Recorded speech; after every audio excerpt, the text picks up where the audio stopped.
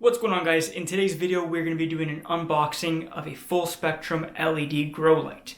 Now, we've done this many times before, but this is our first one from Amazon within the budget category. So we're used to the $250 to $300 grow lights based on this size. However, this one right here ranges between 150 and I think it was 175 Canadian, which is not that bad. So what we're going to do in today's video is unbox this light and then kind of show you how it works and take a look and test the quality of it. Now, the light itself is the Vander grow light.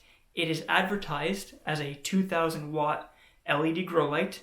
However, that's actually not the case. That's just the replacement equivalent when you're comparing it to your standard grow lights, non-LED. So we're going to try and get some more information as to what the actual power draw is, but because it is LED and based on the size of it, which you can see it right over there, I'm just trying to find it in my screen, it's not huge, but it is rated for a 2x2 up to a 4x4 grow area, which is actually quite nice and perfect for your everyday grower like myself, especially if you want to do some vegetables, microgreens, and because it's 2019 now, a lot of people are growing medical cannabis, so this may be something that could be of interest to you. So I'm going to stop rambling and we are going to get into the unboxing and then the testing of this grow light. So let's get to it. Alright guys, so here we go. Let's go ahead and open up our brand new LED grow light.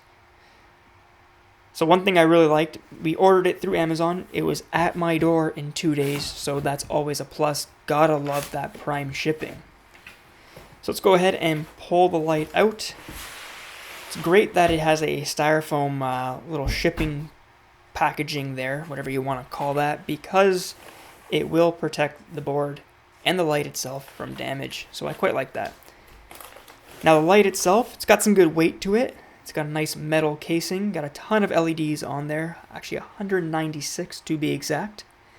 And along the sides of this case, you will find a bunch of these vents. Now that's super important because the heat sink within the light does get hot. Now at the back of the light here, we have some information there. As you can see, you have two fans that will cool this light down. You have a daisy chain on one side, and on the other you have your power supply input and your power switch. One thing that we really liked about this was that the switch itself has a fuse built into it, so if for some reason you have a power surge and you short it out, you're not going to destroy the light, but that fuse will pop. So it's a few bucks versus just over $150. So we like that. Now of course we have our instruction manual. It gives you all the specs and the breakdown. It even tells you how high your light should be when growing what you're growing. We also have our hanging bracket, so we do like that the light came with this because sometimes lights do not come with this. And last but not least, this is our power cable. Nothing special about this. It's the same power cable that you will find for your standard desktop computer. But all in all, so far so good. It's a good looking light, it's got some nice weight, and the build quality feels great. Now what we're going to do is go into some more in-depth specs before we head over and take a look at what this light looks like set up. Alright, so for those of you that don't know or are just potentially looking into purchasing this light, what it's marketed as is a 2000 watt LED grow light. It's also full spectrum, which is great. The light itself has 192 LED diodes, which is awesome. They're probably not the 5 watts like you'll see on some bigger lights, but at the end of the day, as long as you're putting out high lumen, and the light itself is in fact full spectrum, that's all we care about, and that's something that this light is. Now, before we see some comments down below about how this is not a 2000 watt light, you're correct. It's not a true 2000 watt grow light because it's not pulling 2000 watts from the wall. whereas in fact it's probably pulling in around the 200 watt from the wall, and that's only because it's an LED grow light. So you can't compare apples to apples when comparing like a T5 bulb or an HPS setup, because they're all completely different animals. So the equivalent, this light itself, would actually replace a 2000 watt HPS setup. So that's why they're marketing it as 2000 watt.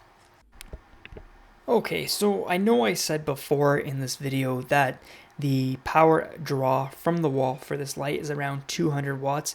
I can now confirm that the true draw is around 220, so not much higher. And that's actually a good thing, that your draw is between 200 and 220, because you're going to be saving on power. In comparison to an HPS, which will probably draw the most amount of power, followed by like a T5 bulb, this LED grow light is not going to cost you much to run. Anywhere between $4, I would say, and $8 a month. It really depends on where you live. But for someone like myself, where we have off-peak hydro, this thing will only cost me about $4 on average to run for about 18 hours a day. And that's $4 a month. Alright, so as you can see here, we have the Vander grow light operating nice and bright. I've had to dim it down quite a bit just so you could recognize the plants that are in this little temporary grow box that we have set up. So in addition to the light itself, as you can see, we have some succulents growing. They've been growing for about a week under this grow light, and they look nice and healthy. Now over to our right, we also have another plant, and as you know, that is a strawberry plant.